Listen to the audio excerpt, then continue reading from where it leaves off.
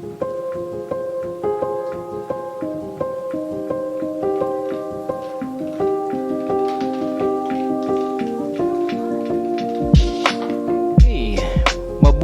from the Philippines. A good morning, good afternoon, or good evening, depends on wherever you are joining us from different parts of the world. Welcome to our webinar series on land, identity, and faith. I am Emil Jonathan Soriano. I am joining you from San Pedro, Laguna, Philippines. And I am the current chairman of the board for Peacebuilders Community Incorporated here in the Philippines.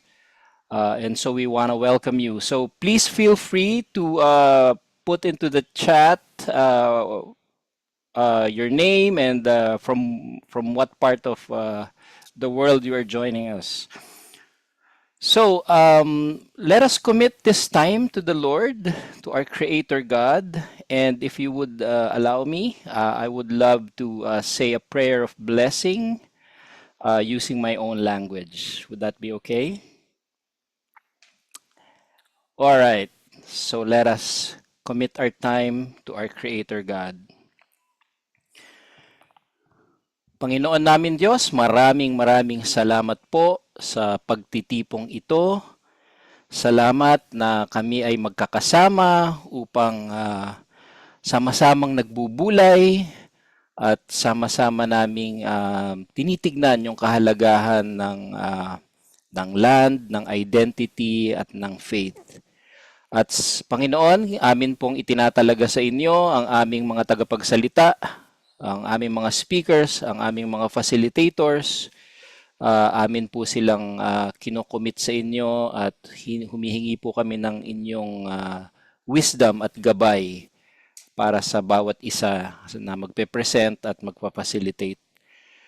So Panginoon, pagpalain mo ang aming pagtitipon ngayon at kayo po ang patuloy na maluwalhati at nawa ang inyong banal na spirito ang siyang sasama sa amin at magbibigay liwanag sa amin sa mga pag-uusapan namin sa umagang ito.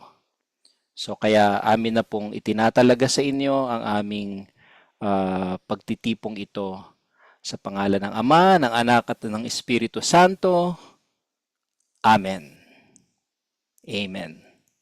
Welcome again, everyone. So I would like to turn over to Lama. Is that Yes. okay? Thank Hello, you. everyone. Thank you so much, Emil, for blessing us in the beginning of our time together. Welcome, everyone. Really glad you're here with us. In our last conversation, we were honored to hear from voices from South Africa, from the Philippines, from Palestine, and from Turtle Island, from North America.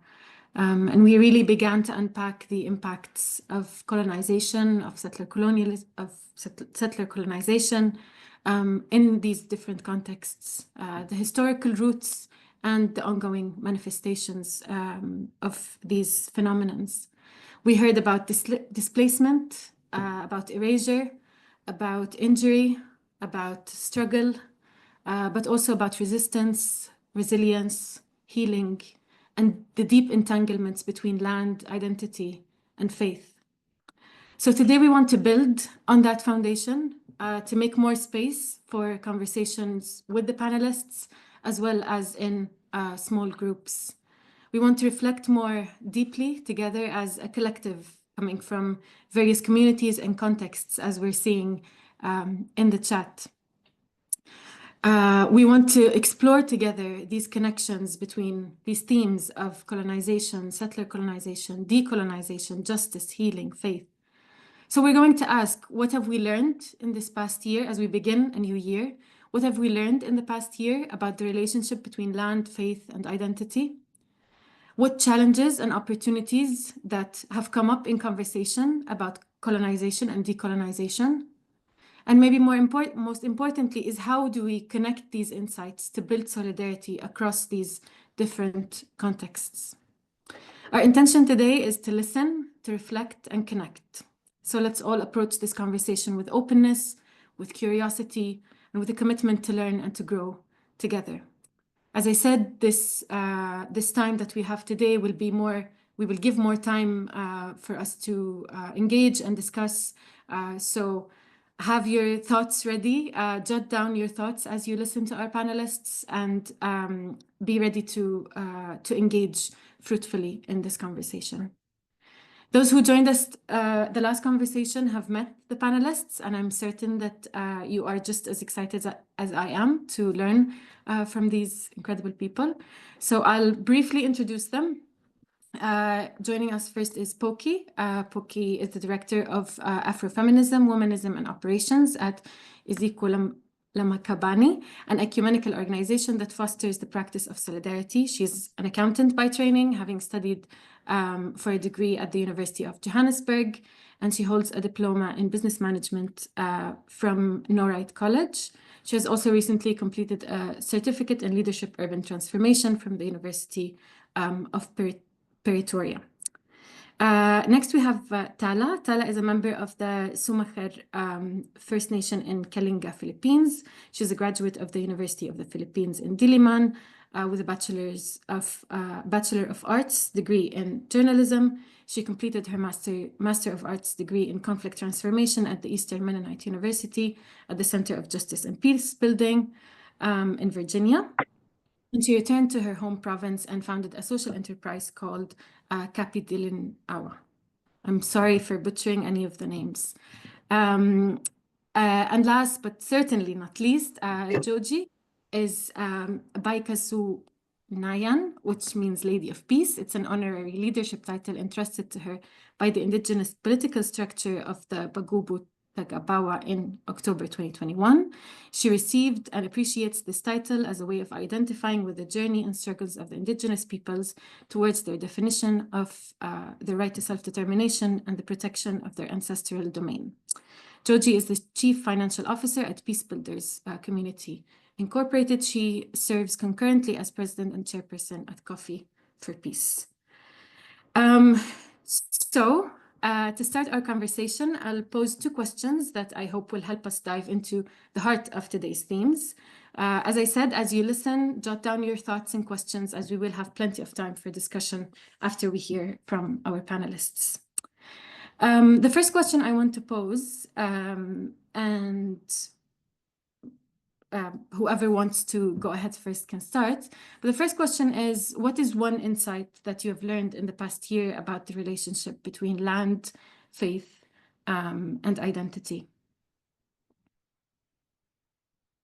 Tala, do you want to kick us off? Yeah, sure.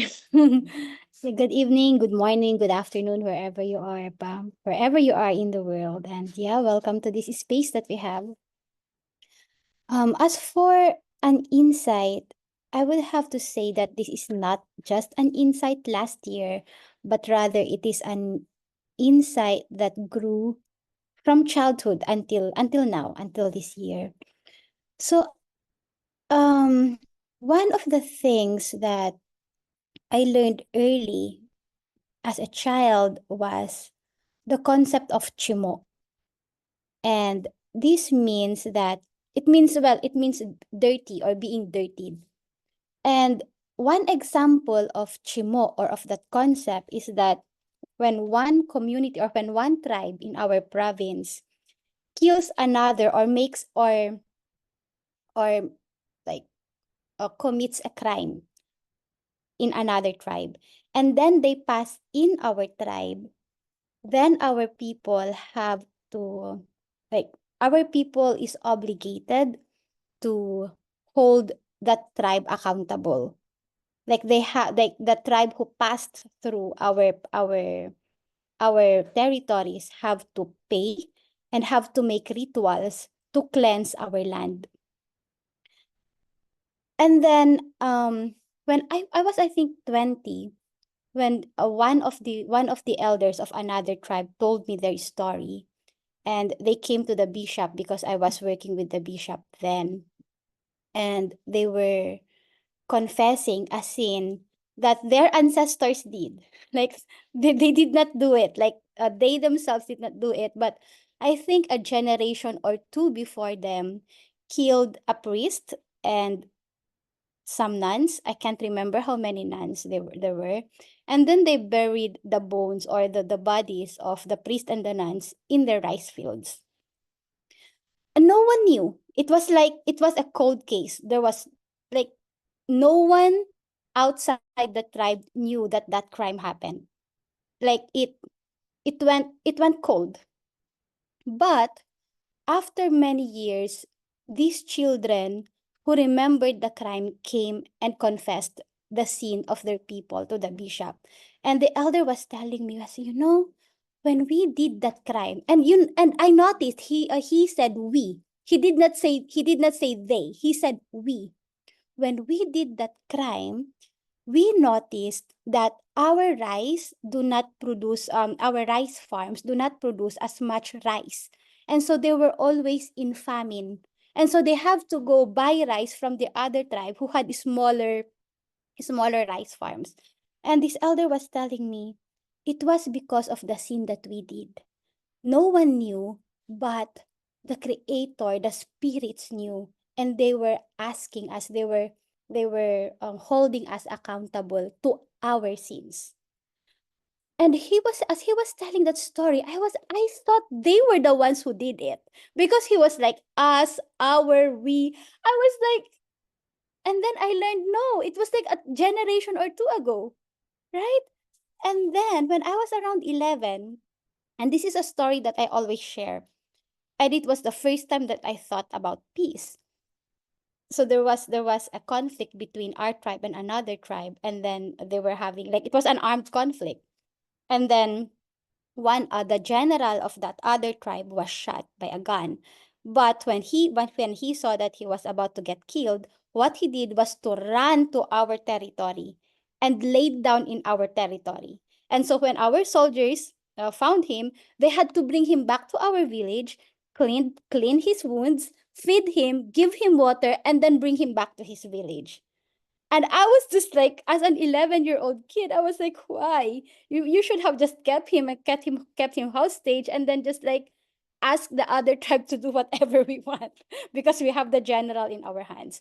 But our elders said no, because when his blood was shed in our land remembers. And when our soldiers kill him, then our land will always hold us accountable. So why am I sharing these stories?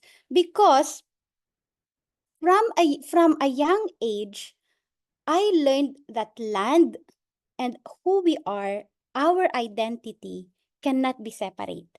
That's why we had that. That's why we had this revolution. It's called the reason why we have this call for autonomy right now, because our elders did not want to give up our land, because their battle cry was, land is life. It's not land is connected to life. No, land is life. And so when I met other indigenous peoples all over the world, and there were indigenous peoples who were separated from their land very what is that term? It was, oh my goodness, it was bloody. They did not want to get out from their land, right? They were forcibly displaced. Research shows that they were they were having a lot of problems in, like, not just in physical health, but also in mental health. Like their lifespan is shorter. And I've been wondering, like, I haven't done any research to connect this, right? I was just wondering, is this connected with the loss of land? Because they were separated from their land so forcefully. And then it brings me back to that story of the elders who confessed their sin to the bishop. What if the land, this whole world, just like in the Old Testament, the whole world is crying because of all the blood that is being spilled? And even if colonization was done, like the political colonization was done centuries ago, the land is still crying out for justice. And until those sins were not confessed and were not brought out to light, then there will always be famine. There will always be conflict. And so yeah, so that's how I see land, my faith, my spirituality, and my identity as interconnected.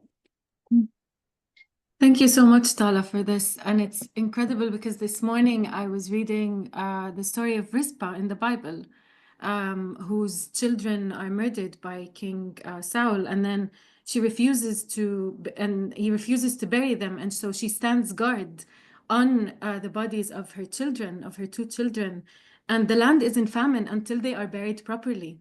And she, carries this incredible witness to injustice. And until King David says, okay, what do I need to do in order to, correct this? And until they are buried properly, and that mistake is put rightly, there's no rain, there's no food, there's no abundance. And so it's really, I really connect to what you are saying. Really meaningful reflections. Thank you. Joji, do you want to continue? Okay. The last time that we met last year, I was the one doing the facilitation, so I listened a lot. And by listening to stories that was shared last year, I saw that the relationship between land, faith, and identity is deeply intertwined for communities that have experienced colonization. Colonial powers often disrupted indigenous connections to their ancestral lands, imposed foreign belief system, and sought to reshape the cultural identities. And this process aimed to dismantle native cultures by imposing their own, thereby controlling and reaping economic benefits. And as I work here in the Philippines, you see, I'm from Manila, I'm working here in Mindanao, and I'm listening and seeing the perspectives of these people, these indigenous people that were here, and they were telling us that religion was part of the ones that dismantled their culture. Land is central to indigenous identity and spirituality, serving as a source of sustenance, cultural expression, and spiritual connection. Every time we perform a ceremonial gathering at the Talaandig tribe, they see to it that they pour water on the land. And for me, that was, a puzzle. And then later on, as I listened to them, I got it connected because it's intertwined. Land is intertwined with their spirituality. So the commodification and privatization of land under colonial rule not only dispossessed indigenous peoples, but also attempted to sever their spiritual and cultural ties to the land. This disruption has had lasting impact on indigenous communities, affecting their sense of identity and spiritual practices. Like most practices that they have been performing during that time were banned and declared as devilish, of Satan. And that's really something for these indigenous people who are being colonized by these foreign Spaniards, wherein we were under them for 333 years. And then after that, it's the American for 48 years. So you would see that dismantling, that disruption that has caused these packets of indigenous people that are present here in Mindanao and also up north. So faith, particularly when intertwined with colonial agendas, played a complex role. Missionary effort often sought to replace indigenous spiritual practices with Christianity, leading to a loss of traditional knowledge and cultural expression.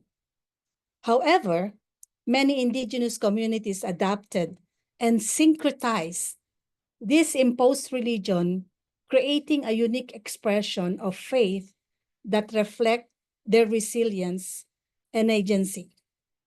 And I see this as a peaceful syncretization of what they have acquired from the missionaries and blended it to their culture. And one example would be the Bagobo Tagabawa tribe, wherein when they were performing their ceremony again to worship, to bless the land, they have put the word, they are singing in their own indigenous language, but the tune is the Christian tune, the Christian song.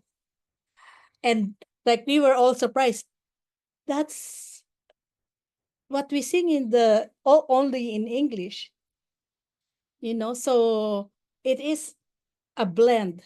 And we see that also with the Muslims who were Islamized, an indigenous Muslim like Maguindanao who was Islamized, they intertwined their Maguindanao culture into the Islamized religion. And so they are so different from the Islamic practices in Iran or Saudi Arabia. So very contextualized in their own place. So that's how I see it. Thank you so much, Joji. That's fascinating. Thinking about the different responses to colonization and where it's a blend and where it's, other ways to respond. And this, how the privatization and commodification really severed ties of indigenous people with the land, and basically using religion, how the colonists used religion as a weapon. Pokie, I'd love to hear your thoughts as well.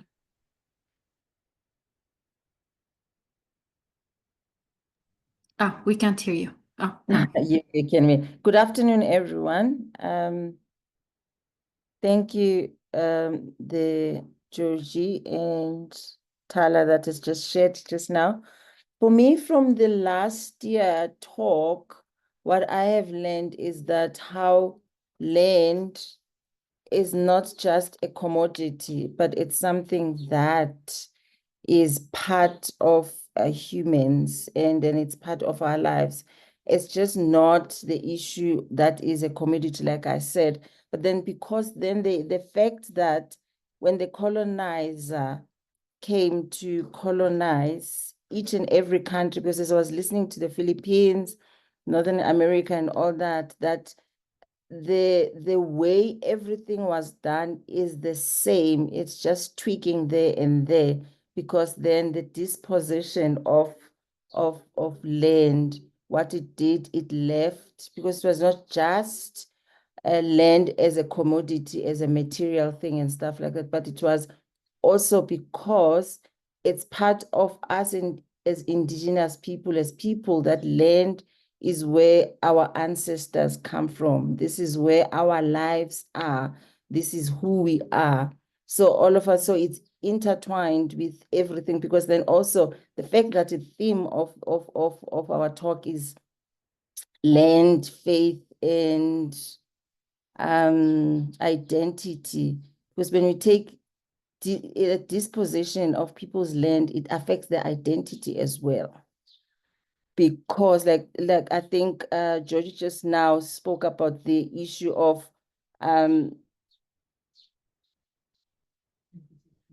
intersectionality. She brought up the issue of intersectionality because the three are intertwined, and also how these are intertwined for us, for me as an African coming from South Africa, and also as a woman that I consider very much so, how that disposition affected women as well, and in ways that are totally different and are a lot from other things, because then the fact that when you take land from a woman that lives and grows their children in that space, then it affects a lot of things about that person. And then the fact that there is intersectionality, the issue in intersectionality for women, that a woman loses, the fact that as a Black African woman, my issue is that my challenges, the struggles that I go through, it's a fact, the challenges of race, of color, and of class.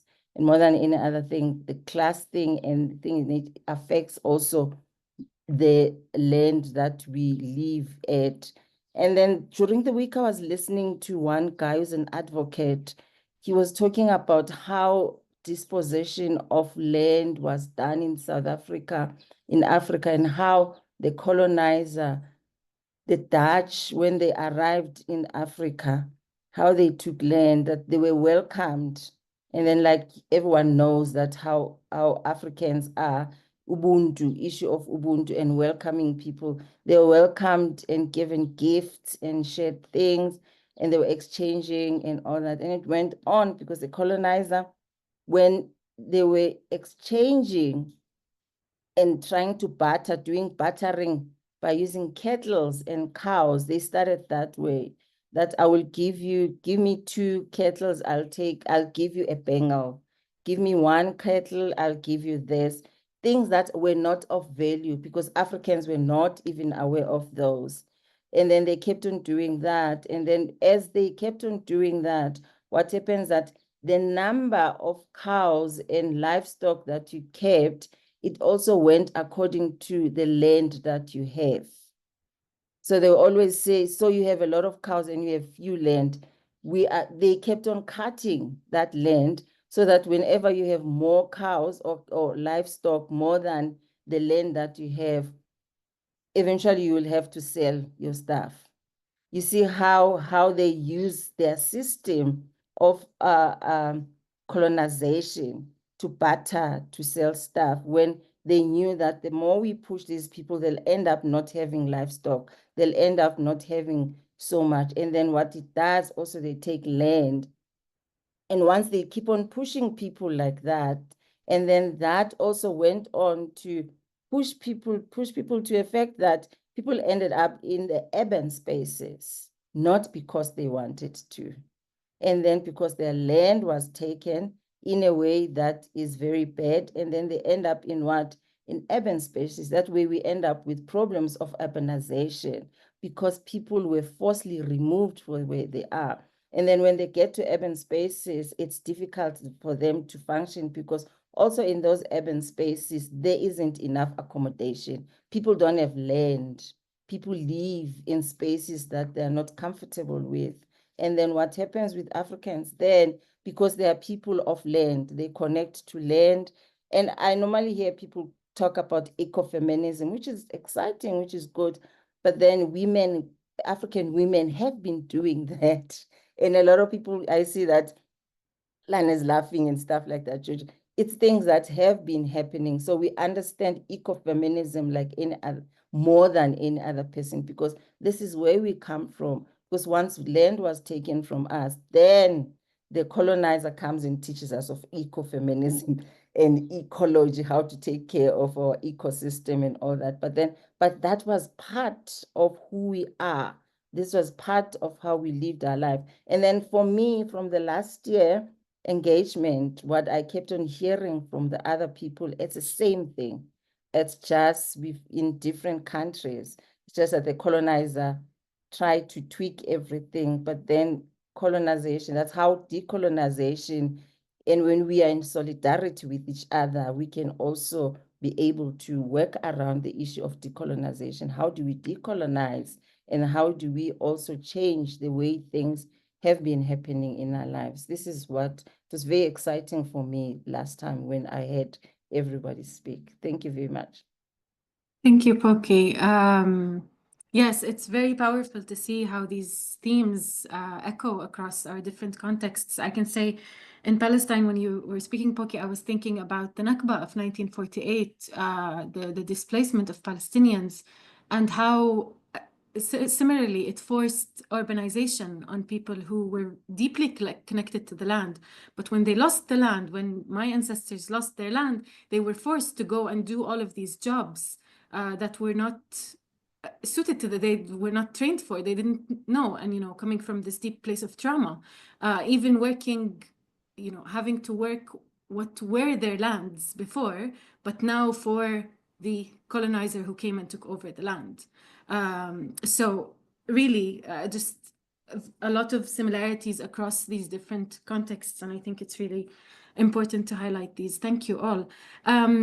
There's a second question that I would also like us to reflect on, but I'm also aware of time and I want to keep time for people to ask questions and discuss. So I'll ask you to be brief in the second question. But I would like you to reflect on kind of one challenge and one opportunity that you have encountered in conversations about colonization and decolonization in your context. So challenges could be a form of resistance to these conversations, misunderstandings, barriers, and opportunities could be certain breakthroughs, connections, or paths forward that you see are emerging. Should we go the same way again? Tala, do you want to start? Okay, one challenge and one opportunity. I think the challenge is denial and ignorance when I discuss or when I bring up decolonization. And denial and ignorance when I talk with people different from me, and when I also talk to people similar to me. So whether I'm in the Philippines or outside of it, there is denial and there is ignorance. And for example, like when I'm in a meeting and I would be told by identities that are different from mine that why are we talking about colonization? That happened long time ago, and it's not something that's happening now. And when I talk with people, my people, that people of the same color, it's more of ignorance. Like, are we still colonized? Isn't that happened in the Spanish period? And it presents an opportunity. It's just that I respond differently. I'm more gentle with our own people because it's not just, how do I say this? When we talk of colonization among other Kalinga, among other Filipinos, it also, underneath that is the pain of realization. Like, if the person I'm talking to sees America as something so beautiful and something that that person is aspiring to go to so that they can have a better life for themselves, and here I am talking to them like, can you see how colonized we are? And can you see that the way you are thinking about America right now is such deep colonization? That is painful. And so it's an opportunity to both teach or like learn from each other, and at the same time opportunity for healing. But before healing comes, there's lots of stress, there's lots of conflict and tension in between. Like, who are you to say that I'm colonized, right? So yeah, so in either situation, it's both it holds a lot of yeah, there's room for lots of tension in both situations, and it's also an opportunity for both. So yeah. Yeah, denial, ignorance, but also an opportunity for healing and teaching. Thank you, Tala. Joji? Oh, we can't hear you.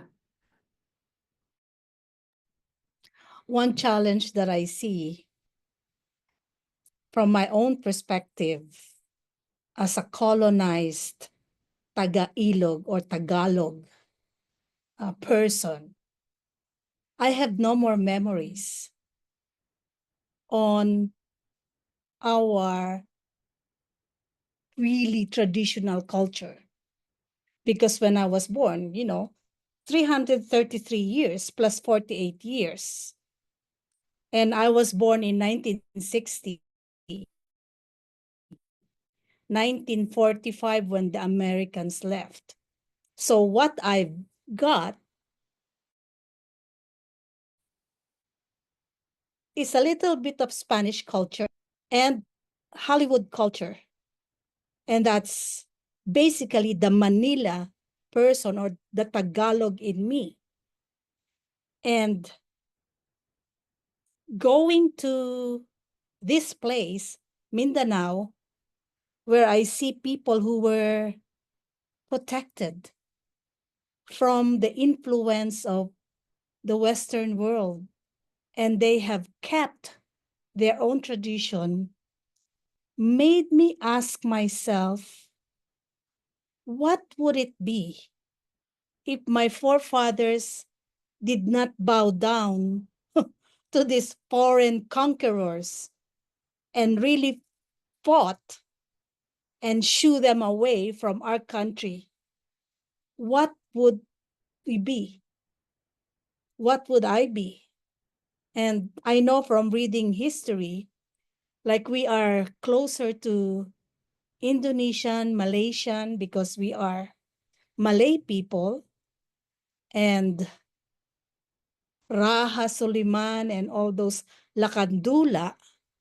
So looking and seeing that, and also traveling, visiting other Asian countries, I see the similarities with Indonesian, with Malaysian, with Cambodian. And I personally am sad that I didn't witness that. But what do I do now? And here am I. There are many of us, especially who grew up in Manila, who has been so westernized and doesn't think of colonization as a bad thing. So those are the opposing tensions. Now, when you go to this area or to Tala's area, colonization is really an issue. Because why? We Manila people who have been westernized are the ones who will be looking down on people that have not adapted to the general culture. And because they are minority, you would say, why are you so different? Why do you wear those clothes? Why do you exercise those things? Now, being a missionary here, as a peace missionary, observing that, we were asked by people in Mindanao, are you trying to convert us to Christianity? And we said, no. We are trying to learn from you and how you preserved your culture and how God worked, how our Creator worked in your culture. Because in every culture, there are good and bad. So observing the Talaandig people on how they kill and offer the chicken when we have rituals and shed the blood of the chicken to the land to cleanse the sin of those perpetrators wherein they are doing rituals. made us question, made me question, wow, how are they so linked and attached and synergized to their land? And that's why they said, when you have land, you have to nurture it, because your land would bring equity. And if you lose your land, poverty. And that's what we're seeing on those people who does not own land. They are marginalized and very, very poor. Now, in the Bagobo Tagabawa tribe, it's the same thing. So every tribal communities that we visited here, where they have kept or sometimes blended the tradition of the colonizers to their own tradition, it's an eye-opener for me to revisit my own identity as a person who have lost it. Now, the question or the challenge would be, should I go back or should I just keep it? What do I do? Like for a person like me. And it's more of, okay, this is my state. This is where I was born, and the time, space that God allowed me to see the world. Then I will maximize my learning and treat each person as human being with respect and justice. And that's how I see it. So no, we are not trying to convert people here, but we are working with them so that we can be contributing to the reclaiming of the dignity and the economics that was lost because of mind colonization. Thank you, Joji. I hear a lot of, it struck me what you've said first, no more memories, a sense of erasure, a sense of grief, but also maybe imagination of what could have been, but maybe also imagination for the future, what could be right now. Pokie? Thank you again. I work in an organization, Iziko, Lamaqabane. So what we do, we normally talk about this, that we are healing the colonial wound. And every time we always say no one can be able to heal a colonial wound. But what's happening, because as Africans, as colonized people, what happens that, especially in South Africa, we have the colonial wound because it persists. It's scars that were left in our psyche because of what happened, the systems that we still live with now, and the racism that we still experience that comes from that. What it did is that created inequality, exclusion, and internalized oppression, that people are every day living by that. So what we do as Iziko, what we do is that we sit with people that what we need to do is that talk about this colonial wound, how it affects us. And then when we talk about this colonial wound, this is where we can start to decolonize. What is it that is done to us? It has affected our psyche. It has affected how things were done to us, the disposition. We don't live in spaces that we were supposed to be in. And then when our also, more than any other thing that we do is that we're recognizing the depth of the wound. What we need to do, especially as believers, what we need to do, God has given us the instruction to go out. And I know that people love that verse when they go and do evangelism, to preach John 3:16, that go ye out into the world and make people believers. But then also it's not only that, is that when you go out to the world, what do we do to the people that are hurting, to the people that feel wounded, for the people that have issues of being dispossessed of their places of living, of who they are. They've been made to feel that they are not human enough. So as an organization, we do that work, around that work, where we go and work in sight of struggle, where when you're in sight of struggle, that's where people are wounded. That's where people are still experiencing these things. How do we do that? In a way that we listen. And we listen together, and we don't go to those spaces to teach or to instruct people, but we go to those spaces to learn and be healed as we heal, because we need healing always. And then those spaces allow us to be able to do that. And I think for us, decolonization, it's that we can't start decolonizing before we start acknowledging the effect of colonization that has done to our spirits, our psyche, who we are. It took away our sense of being humans. And as Africans, like we always use, people would know that the issue of Ubuntu ngumuntu ngabantu, which means I am because you are. And then if that, because of colonization, because of capitalism breaks, shatters that apart and tears that apart, then we have to keep on going back to say, what does that mean to us now? We are in urban spaces.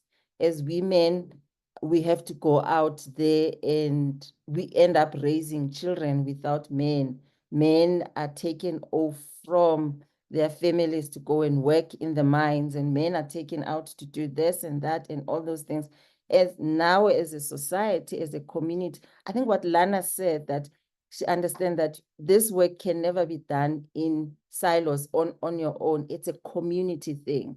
You have to do it communally as a community and work around that, because this colonization didn't happen to one person, but it happened to us as a community. So this is what we are doing, and we push toward that. And then what we do also, that when we do this healing and all that, last time I spoke about the fact that unfortunately our gospel and religion, and how that gospel is very Eurocentric, in that it cannot speak to those issues that I've just spoken to. And then how do we also go back to that and say, how do we also look at the word of God in ways that consider people communally, ubuntu ngumuntu ngabantu? Because throughout the teachings of Christ, the parables, you can pick up that in the parables, that Christ was taking very seriously the issue of community, of people, and also allowing people to take care. So this is what we do as an organization, as Iziko, because we understand that this colonial wound can never be tackled, or we can also not be healed from it if we don't do it together with the communities. The wounds inflicted by apartheid, inhumanity, remain in the psyche as individuals, like I've just said. And I want to quote one of the authors, African authors, South African authors, who said, it's restoring okay, I'll just pass that. And I'm just going to say at the end, addressing the colonial wound in South Africa requires a multifaceted approach that tackles systematic injustices and psychological scars simultaneously, by engaging with African scholars and a lot of people that have written about this and stuff like that, and also engaging more than any other thing, because we are a faith-based organization, that what we do is that we use the word of God to engage with these things. What does God say to us, and what does God say to our communities? And it's a very wonderful thing that, because then as an organization we work around that. Thank you.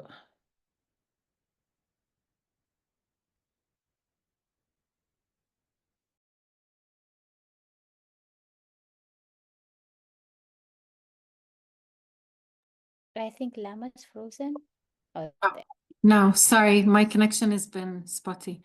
Thank you so much, Pokie, for that.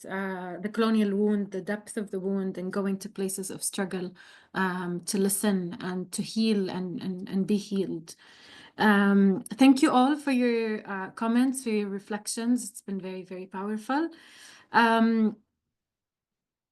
And this is a wonderful starting point for our discussion.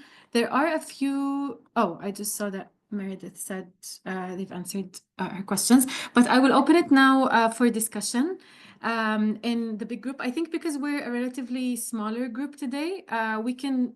I think there's no need for breakout rooms. We can all kind of be here together. We've also a little bit short on time. So we have some time in the next 15 to 20 minutes to for questions, for reflections. You could ask a particular question to a particular panelist or to the group in general, or just maybe share reflections. But I do see that Lakan, I hope I'm pronouncing that right, has posed a question in the chat. So Lakan, do you want to say your question out loud, or do you want me to read it? Okay, good evening, good morning, good afternoon, wherever you are. I'm on the other side of the house where Joji lives. My question is about the present colonial powers. If we're talking about land and identity and justice and righteousness, we have to talk about the present colonial powers. The Zionist state of Israel, United States, Canada, and others who are actually taking over others' lands. And if we are not going to talk about this, we're just blubbing. For example, in Israel, in the state of Israel, the Zionist state of Israel, the world, most of the global South and global East are referring to that as the occupied Palestine, because we have to acknowledge historical truth that it is occupied. Canada is occupied. United States is occupied. If we don't talk about all these things, we're just theorizing. Because that is the words of the occupied indigenous peoples in the Philippines. We're still occupied by the big corporations, by Imperial Manila. So that is basic, radical question, because it deals about the roots, the radix of what we're talking about. Thank you very much. Thank you. Yes, the importance of language, the importance of connecting theory to practice, to defeat what's happening around us, not just theorizing. Does anyone want to comment on that? Share? I have a question for Tala. This is in relation to her reflection about the blood that was spilled on the ground. Because I have been praying about the blood that has been spilled on the ground in the recent years. We all know that because of the Duterte policy of kill, kill, kill, a lot of innocent blood was spilled on the ground. And in my prayers, I always thought, Lord, our land was cursed.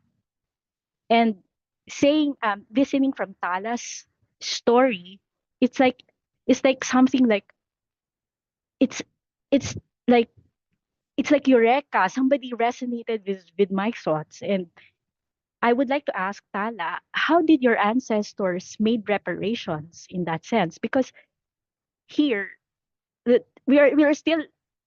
still do not recognize the churches, the leaders who supported the kill policy still wouldn't admit, there's still denial. But uh, I don't want my generation and the next generations to suffer from that. And we've been praying, our little group had been praying for healing and restoration.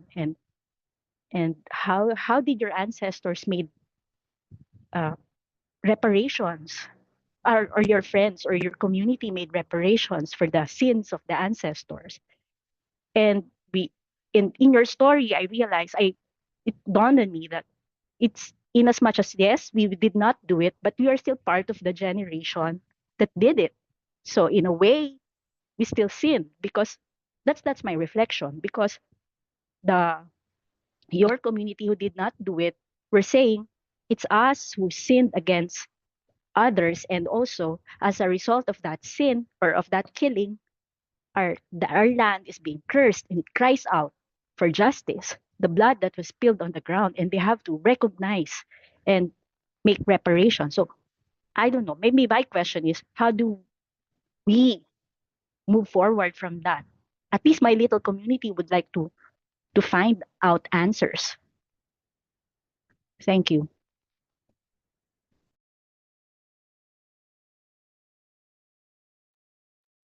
Yeah, those were really like big questions, like deep questions, which like from Lakan and from Sukha. I hope I Sukha. Okay.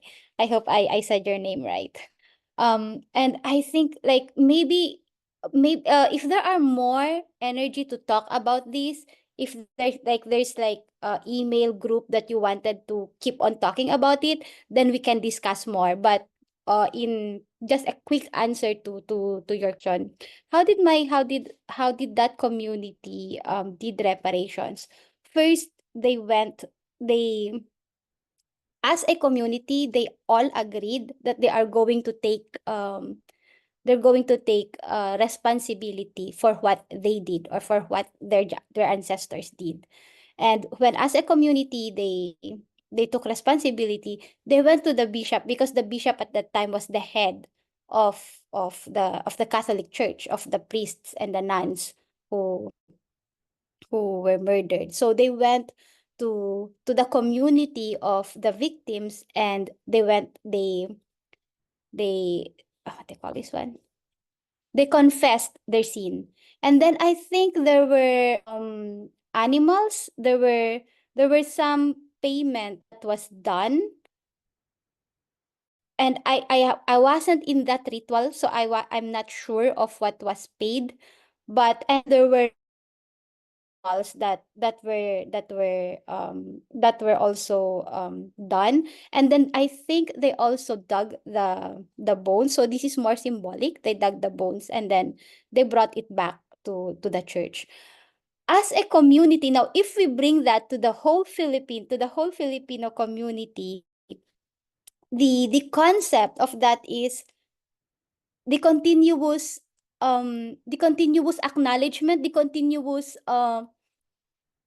shucks, my English is not coming out. But the continuous acknowledgement of what was done during the Duterte policy, the the the Tokhang project. So more that we talk about it, and the more that we don't say, like, because most of the time I always get these comments that, well, we're not part of that. In our we are part of that, because we let it happen. Actually, our culture, if there are two tribes that were fighting, and there were already many lives lost, and our tribe did not do anything, we are also accountable to Afunian. And so Just that, like Sukha, what you are saying, like what your small community is doing, is that you are recognizing that sin, but then the next step would be, okay, now we are recognizing the sin. How are we going to repair it now? What's the reparation? Who are we going to bring? Like, for example, in this tribe, they brought the carabaos, or they paid carabaos. Who are we going to pay the carabaos, right? So then that's also another discussion that we can have. Are we going to, like, for like the Catholic Church did this what do you call this one, like this park, and then they put all the names of the people who were killed in violence. Would a symbol like that help? Or would even the families of the victims, what would the families of the victims want? Like, so yeah, even asking them what would they need, right? Because maybe it would come from us again, like doing all these things, but the families with victims don't actually need that. So yeah.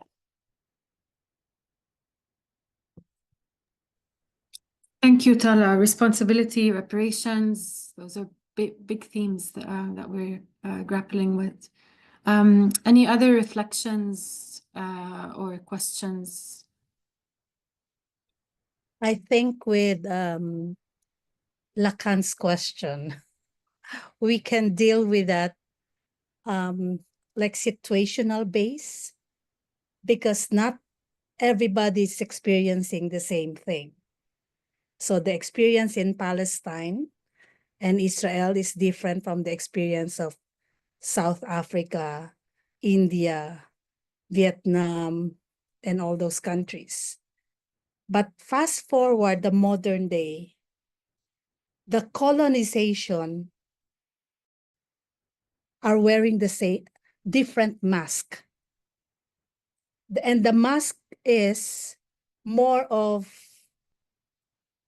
behind the corporate or the INGO or the investors or the impact investors that are coming to our land, to the Philippines, and thinking that they have better solution on the problems that they see for our country.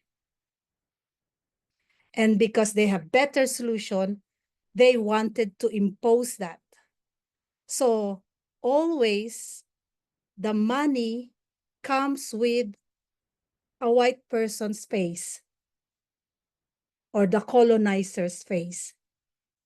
And the money will not be released if you don't follow the rules that they have set. So how do we reconcile or win on that? First of all, I think we have to know who we are and why we are accepting that money. Second, we listen to their rules, and then we place our rules also, our conditions on how we can work together. And this is self-respect, and this is respecting my presence and the INGO's presence or the investor's presence or the corporate's presence. If we agree, then there's a project. If we don't agree, then there's no project. It's as simple as that. Because we don't want to be just doing what they dictate. We want the people to, or we want the people to voice out what they really wanted for their community and how they see their community progress, not how this foreigner or INGOs or corporation see a community on how they will progress. And I think this has been a discussion also on those impact investors who are just for profit. Extract the mines, extract the minerals that we can get from those countries for profit. Forget about how you treat the people. But the people can say, no, that's not how we wanted to be treated. Just like Tala's tribe, they said no to a big investors who wanted to develop roads, big wide roads to their place. And all the tribal community said no.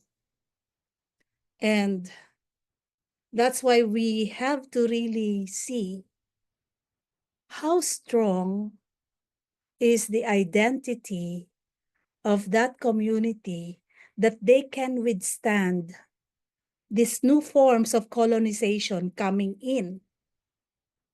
And we as workers or INGOs or NGOs should be working with these people, not for the corporation, not for the ones who has money. And that's how I would see it. It's a situational thing, very complicated because in other countries it's political. In our country, it's also political because there are laws that allows foreign investor to buy land here. And so it's really hard, but we can move on by winning small battles. And that's how I would see it. So Can as I not to ourselves. Yes. can I add like can I reinforce what Joji said? Because like actually this answer has been ringing in my brain like since I read I read Lacan's question. Because when I was way younger, I was like in my early 20s. I was so fired up, like a very like just a young supposedly peace building worker. But I was so angry because the government is refusing to give the autonomy to our region. And that autonomy was already in the constitution that was fought by our ancestors who fought against the Chico River, the dam, the construction of the dam. And I was so angry because there was just so much politicking and the autonomy is not given. And I asked my I asked my elder, so what are we gonna do? Let's just take up arms and fight again because it's not happening. Like we're doing everything we can. And this elder told me, he was so quiet for like a long time. And I was like, is he listening to me? And then he looked at me and said, come. And then look at those mountains. See those mountains? This one. Because it's like, oh yeah, I saw those mountains. As long as those mountains are here, we will be here. The president, he's just 6 years. He'll be gone. Those mountains, he'll be here. And so I would like to reinforce what Joji said. Because a lot of times, I feel lost. Like, it feels too much to keep on going against, like, even in this small institution that I'm in, like the Congress, the Senate, the president. It's just like, how? We're not getting our autonomy anytime soon. But just like the mountains, what are the small alternative approaches that our community can do? Even if these structural powers are still there. So in my small way, so I started this Kapidilin Awa, which is copied so much from Coffee for Peace, which Joji is the founder of, right? And it seeks to build an alternative way of doing business. Instead of extracting, it's honoring the land. Instead of seeing people as personnel, as human resources, it sees people as human beings, right?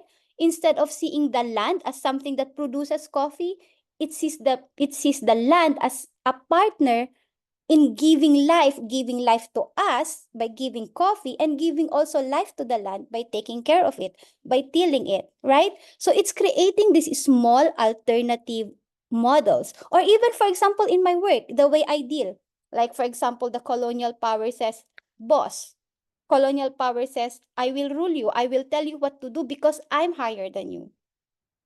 The indigenous way of leading is, no, I'm gonna show you. We'll do this together. So even in that small area of life, or a small area of my space, is that creating those small models that go against destructive colonial powers. Yes, I'm hearing a lot of about the role of capital in colonization and decolonization, and what boundaries do we put around that capital. The dynamic between structures and agency, and the alternative models that we can build that resist these structures. And I'm reminded with something that Pastor Mundar Ishaq said in his Christmas address. He said, empires have an expiry date. And that's what I thought of, Tala, when you talked about the mountain. That empires will come and go, but the mountain will still be there, and we will still be there, resisting in ways, in small and big ways. Any other questions or thoughts? Maybe from people we haven't heard from. I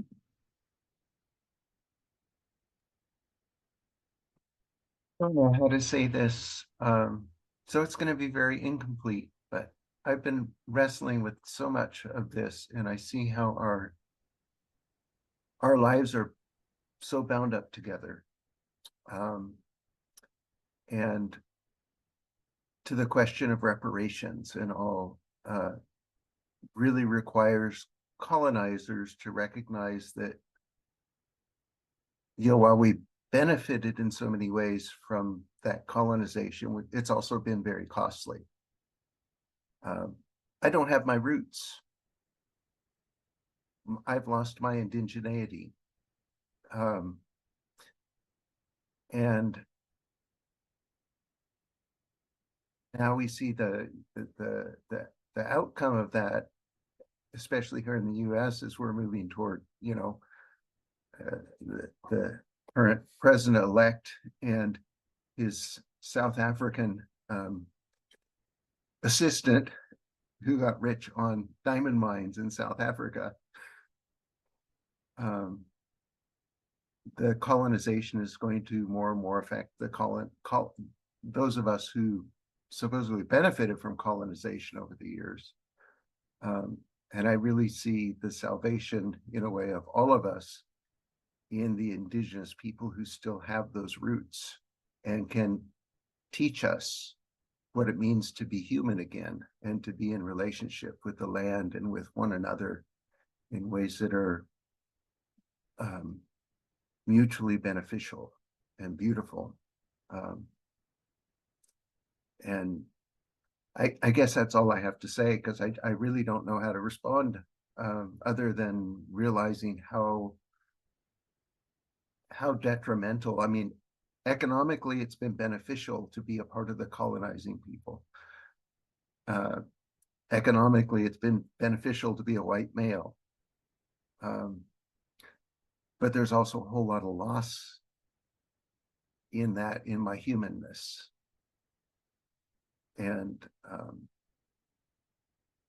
I need my indigenous friends, my indigenous neighbors around the world to relearn what it means to be human. And only in going through that process and really listening deeply, can I begin to let go of those things that are ingrained, the colonization that's ingrained in me and my attitudes and how I do things.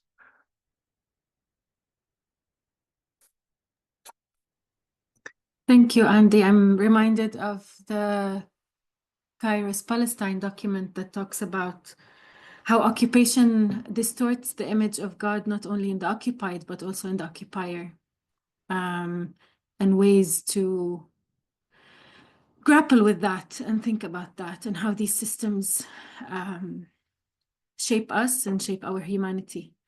Thank you for that. Any other thoughts or maybe questions? We, as a group, we've been thinking about our next conversations. So we would also really appreciate if you have any insights on what you're grappling with, the things that you would like to hear more about in our next conversations. So any thoughts on that would also be welcome. I think for me, I would love for us to talk about how does solidarity look like for us in the global world who are going through this. How do we stand and be in solidarity with each other? And yeah, it will be a very interesting thing to talk about those issues like that. And because if even I didn't see your name. The guy that just spoke now is that even the colonizer, they want to stand in solidarity with us. Because for me, more than any other thing, in South Africa, we have a lot of white people that would always say, but I can't be blamed because I was not there when colonization happened. No one can blame me because my forefathers were the one that were instituting apartheid. But then that attitude is not a good attitude, because how do we also help each other? That also we begin to work together to build the humanity that you just spoke about now. We bring ourselves back to who God wants us to be. And as Musa Dube, a feminist theologian, she talks about the world as a household of God. That when God created the world, he created it as his household. The household that you come from, that you stay in with your family. God created the world to be like that. How do we bring ourselves back to be together in this household, to share, to try and exercise love, understanding, and all these things? How do we do that? And that's part of solidarity with each other. I would love for us to talk about that. I hope there's a word, one word or two words to explain what I just said. Yeah. Yes, if empires are working together to continue colonization, then we can work together to oppose them. Yes. Any other final thoughts before I hand over to Jeanette and Z? I would be very To thank you all for a very rich conversation. I'm in Canada here. One thing that I would just affirm is looking at the intersectionality of our various situations. It's very instructive as someone who works on Palestinian solidarity, but also trying to attend to solidarity here in Canada. I see the connections. The challenges it poses is, where do you focus? And when all the situations seem so intractable, how do you create those little micro actions that challenge and resist the colonization? And I speak as someone who owns a little piece of land here. I have title to a land, but I realize it's stolen land. And just personally, how do I make reparations? But then macro, in a macro sense, how do I also attend to solidarity in other parts of the world where there is so much need for solidarity, and yet everywhere we go, there's also immense denial and resistance of facing those questions. So I'm not sure how to put that into a question for next time, but this has really aroused some of those questions for me. Thanks. Thank you. Tala, you wanted to say something? no, I would also love to echo, because I resonate deeply with what Buyi said. Right now, my cry is like, how long, oh Lord? Yes. Really. So like next session would be so much better if probably all of us can ask and can contribute to that question. How can we be in solidarity with all of these issues? Like Yes. in practical terms, not Mm. not theories.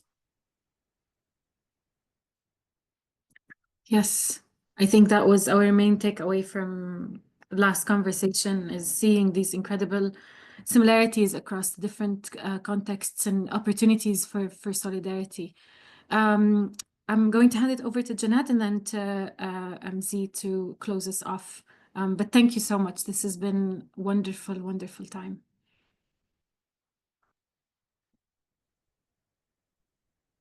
Thank you so much, Lama, for your very capable handling of this conversation and helping us to frame this in ways that are very thought-provoking, very moving.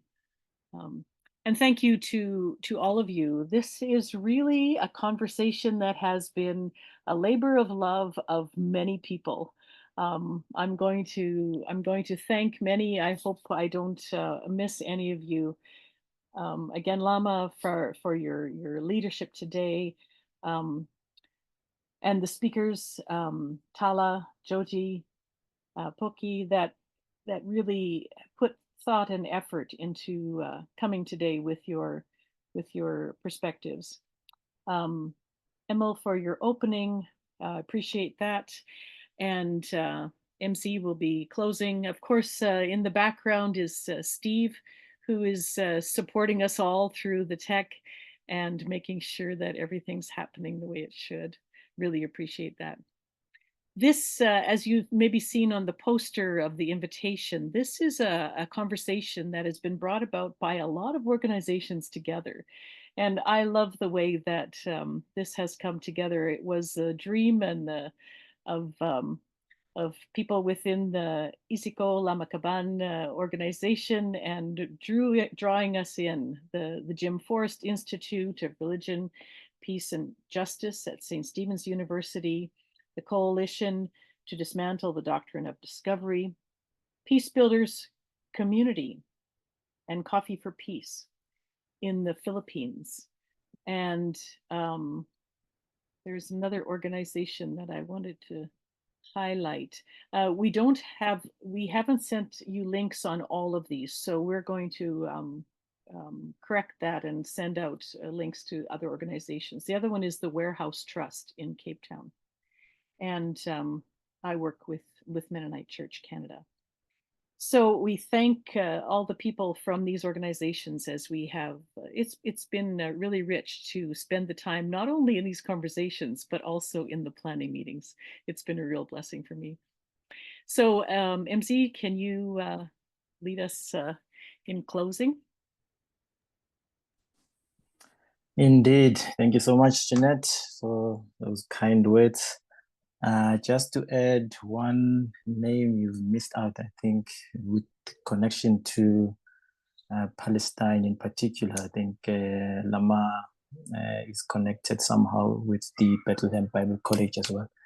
And so I think they've also been interested in part of this conversation as well.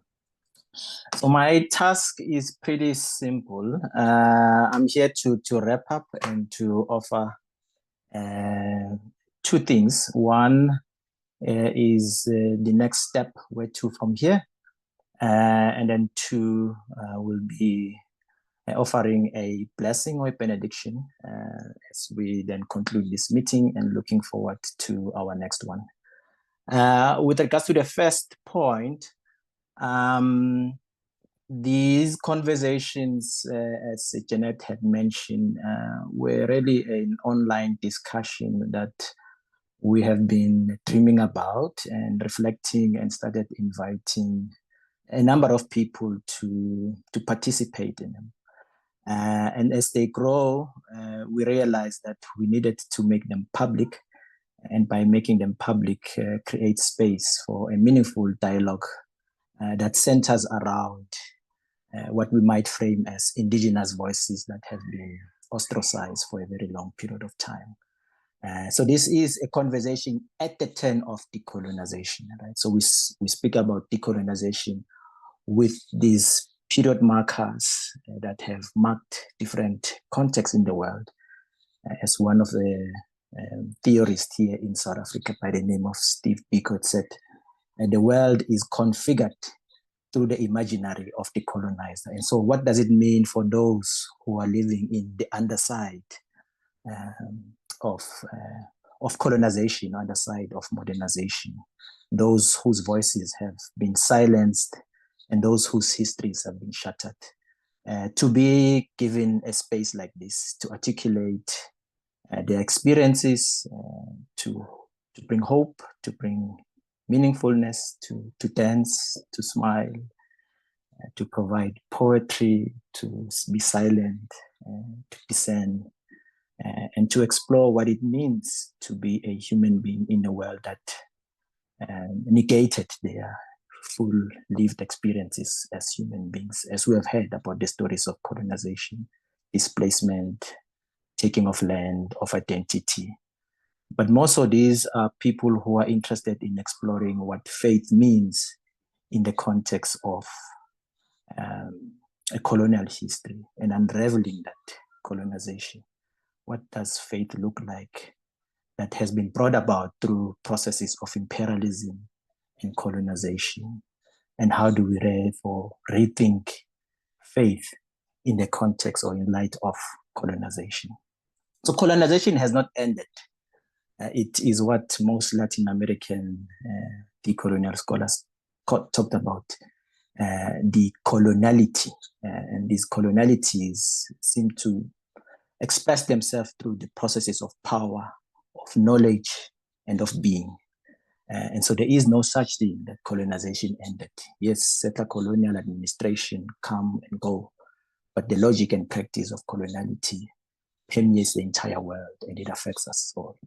And so these are the conversations that take seriously this ongoing wound that colonization, colonial and imperialism has created in the world.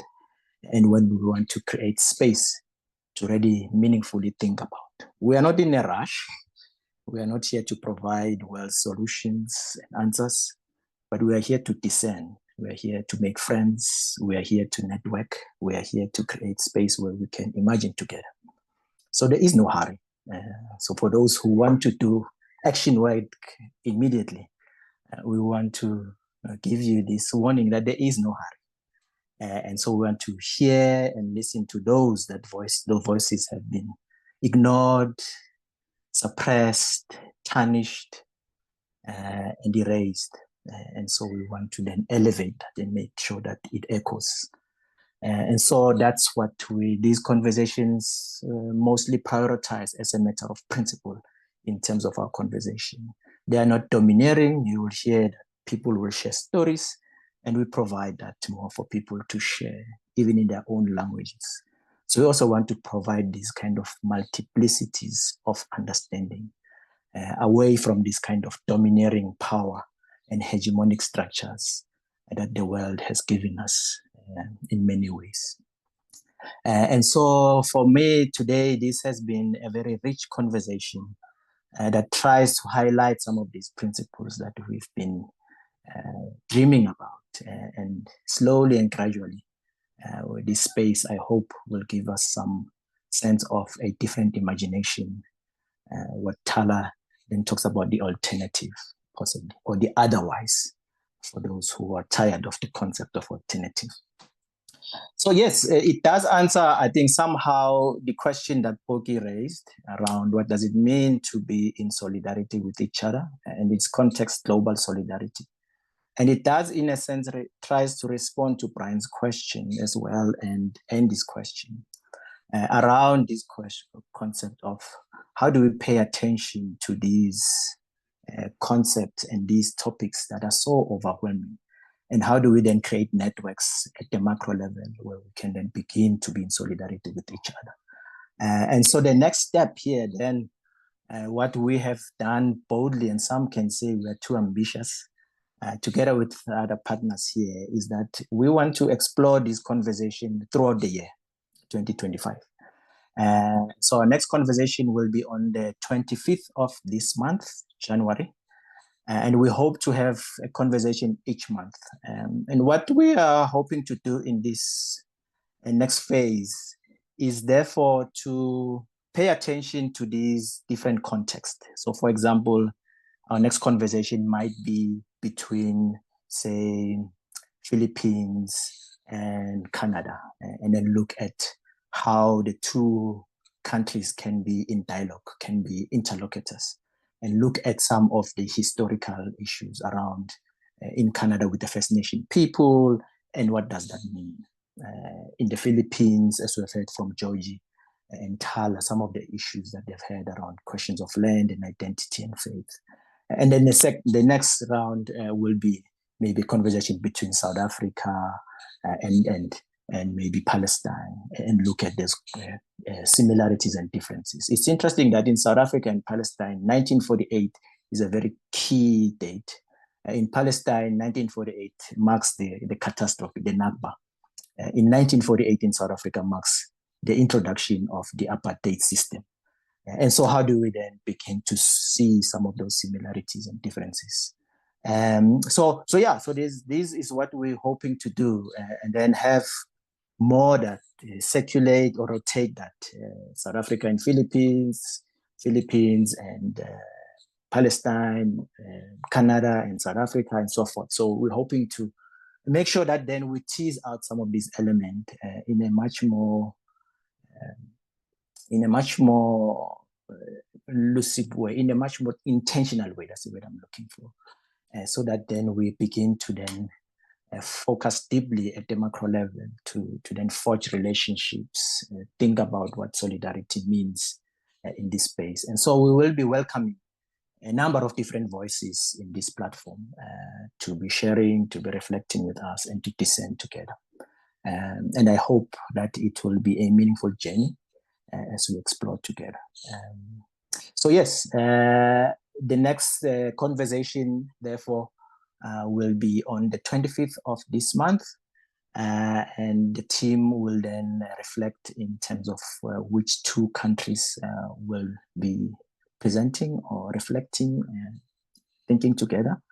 And then we can take it from there as our ongoing process. So stay tuned, be aware of the communications and emails and online platforms, social media platforms, that we will be circulating some of this information, and make it as wide as you can in your networks as well, in your respective countries and so forth.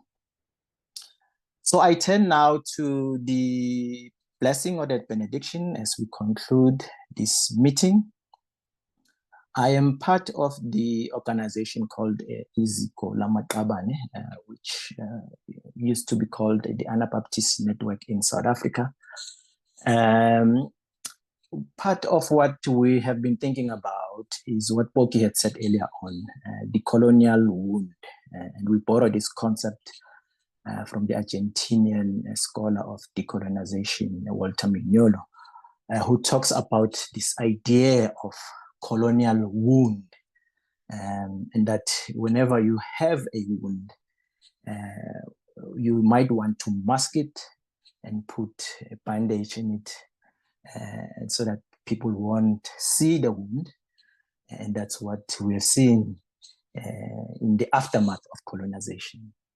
Or you want to expose the wound and let it somehow heal through natural processes, gaining air so that the tissues inside can gradually heal, perhaps putting it with some medications and things like that. But you want to, for us, we want to say this wound is there, it exists, we can't hide it. And because we can't hide it, we ought to then begin to address this wound that has affected us. And so we become what Henry Nouwen calls the wounded healers. And so those who are wounded but attempt to enter into this wound with the intention of it being healed.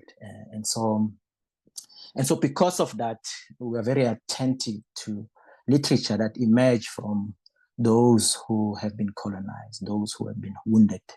We prioritize that literature because it is a literature that speaks for the world that has been shattered, or the histories that have been shattered, and those who have not been given much voice to think. And so our positionality begins from that point of view of those who are affected deeply by the colonial wound. And so as such, the wisdom that comes from those literature we draw from one of the texts titled After Whiteness, Education and Belonging, written by Willie Jennings. And Jennings has these three concepts, what he frames as fragments, and he calls the colonial world that has been shattered, that the only thing we have, the only thing that we can reconstruct this world with are fragments. And so he says, we, therefore, as Christians, are fragment workers. So we work with these fragments. And the first fragment, he says, is a fragment of faith. The second fragment is the colonial fragment. And the third fragment is the commodity fragment. As such, with this conversation, we've identified these three elements: faith, land, identity. And so these, for us also, are fragments that we work with. And so as we host experiences of those who live in these shattered histories, fragmentation is what we have at the site of struggle. And so we're in solidarity with those who are part of that history. And so in reading these literatures, in being exposed to these sites of struggle, in interacting with people who have these histories, we have formulated a kind of understanding of knowledge, which is learning in movement, what we framed as pilgrimages. And part of one of our pilgrimages, in reading these literatures, we have formulated a prayer, a very simple 5-line prayer. And if you can join us or join me as I articulate this prayer. May the fragments of our lives be held together in our wounded love. And here you can echo Christ's wounded body, right? May we dare to invent a future with you, and in you, and for you. God of life, may your spirit set us free in the world that has been affected by colonial and imperial experience. We say these words as wounded people seeking healing. May your words and your spirit and your gentle presence envelope our lives as we seek a new world.